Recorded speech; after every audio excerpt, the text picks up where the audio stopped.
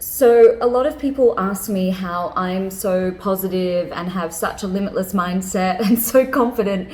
And I really think that this is the story that explains it. It's my matrix red pill, blue pill moment, right? So in 2014, I'm living in Perth and I was taking care of my mum.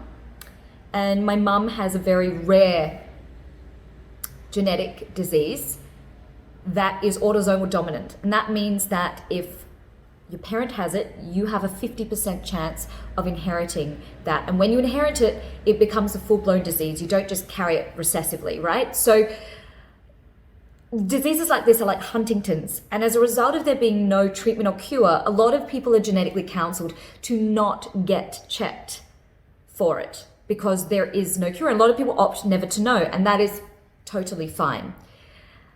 The reason I haven't spoken about this before, a lot of you know that mum is in a wheelchair, and this disease puts everyone who has it into a wheelchair before they die.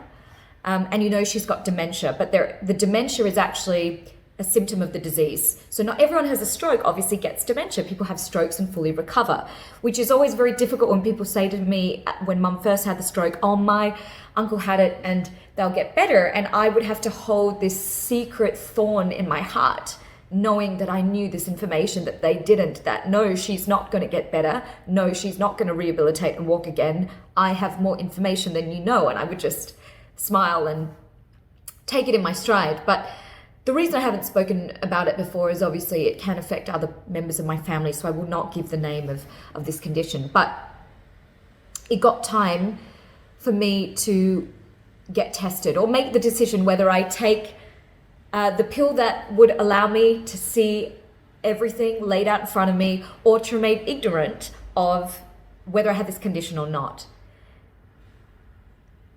And I think the way you do one thing in your life is how you do everything. And for me, I've always looked down the barrel of the gun at fear.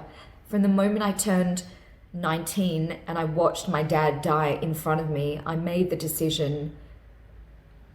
I don't think I made the decision, but my innocence was kind of shattered. And at that point, I just began to approach life like a bull. I'm a Taurian, like a bull. I just run towards the fear and smash through the fear. And so I made the decision that I wanted to know, because these were my two options. I believed either way I would live my life more mindfully, more presently, more fully with knowing. If I did have the disease, I would make the decision not to have kids so that I wouldn't pass it down.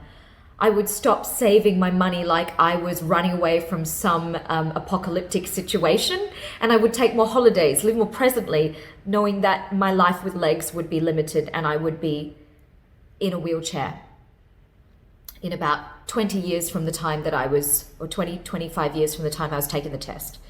And I would also know if I had it that I would have to be very careful with who I dated, because if I ended up with a partner, they would deserve to know whether I carried the gene, because they would essentially have to care for me. And I think that really resonated with me because I was very single at the time, and I had been taking my mum to the toilet and helping shower her, and just seeing the lack of dignity that came with disability in this particular case. And I knew that a partner would need to know about that. So they were the options on the left. On the right-hand side was the other pill, like I don't have it, so I'm going to live life more fully. I'm going to have an extended life plan, but maybe I should take more risks now. I can do things like go out on my own and become a freelancer if I wanted to know that I just had more life laid out in front of me. And definitely I thought to have kids. If I didn't have this gene, I would want to have children, because it would be a chance that I would know for sure that I'm not passing it down. So I go to the doctor to take the test, a specialist who is dealing with my family and this particular disease. And I take the blood test, and he's very cool. And I think he has no idea that I'm in full-blown fight or flight and haven't really thought it out properly. But I go and get tested for the disease. Weeks pass, 10 to 12 weeks, I think it is. And by this time, I've moved to Singapore. And I'm staying with a good friend of mine. I've just started work at a new company. And I'm walking to get the bus to work. And the email from the doctor comes into my inbox. And I still remember opening it. and the test is negative. I can still remember my palm shaking as I got this news with the phone in it, and being elated and calling my friend immediately to tell him, and thinking, now from this potential limitation that had been over my head for about a year, this shortened lifespan, this vision of me in a wheelchair at 55, being showered by nurses at 60, being taken to the toilet by other people at 70, like this 70 if you're lucky, by the way, this vision could now disappear, and instead was this limitless lifespan laid out in front of me, full of a husband and children and holidays and old age. Old age was actually something that I actually dreamed about and could see. And I tell you this story because I think that change in perception is what started my limitless mindset. I went from believing that my life had a cap to then having limitless lifespan. So I thought, if in one action, one test result, my entire life existence could change in duration, what else was I limiting in my life? What other limits was I placing on myself? So when people look at me and they think, oh, look, how does this 5'1" girl have extreme confidence, thinks she can do all these things?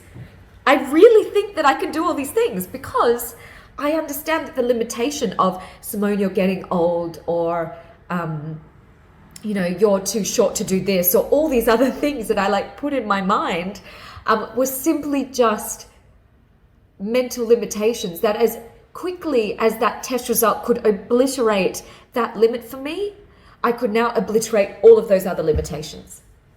So I hope that this has convinced you that you can do the same. What are the things limiting you that are simply just cages built by your mind?